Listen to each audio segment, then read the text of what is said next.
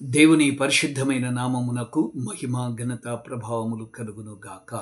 దేవుని బిడ్డలారా, మరొక్కసారి అవసరమైనది ఒక్కటే అనే కార్యక్రమమునకు మిమ్మల్ని ప్రేమపూర్వకంగా ఆహ్వానిస్తూ ఉన్నాం.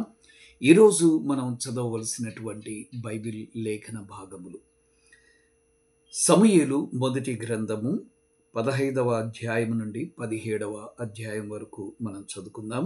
15వ అధ్యాయం యొక్క సారాంశము అమాలేకీయులతో యుద్ధము, సౌలు యొక్క అవిధేయత, రాజుగా సౌలు తృణీకరించబడ్డం అనేటువంటి విషయాలు మనం 15వ అధ్యాయంలో చదవగలం.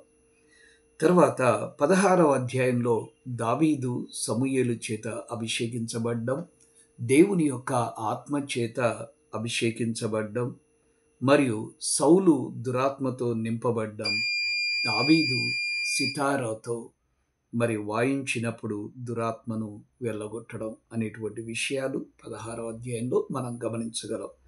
ఇక 17వ అధ్యాయంలో గొల్యాతును చూచి ఇజ్రాయేలీయులు పారిపోవడం, దావీదు యొక్క సాహసం, దావీదు ధైర్యముతో యుద్ధము యెహోవాదే అని చెప్పి గొల్యాతును జయించడం, అతని తలను అతని కత్తితోనే కోసి యెరూషలేమునకు తీసుకొని రావడం అనేటువంటి విషయాలన్నీ కూడా మనం చదవగలుగుతూ ఉన్నాం.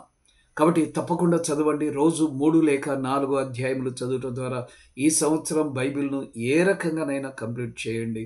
తప్పకుండా దేవుడు మిమ్మును, మీ కుటుంబాన్ని, మీ పిల్లలను ఆశీర్వదిస్తాడు. God bless you. దేవుడు మిమ్మును దీవించునుగాక. ధన్యవాదములు.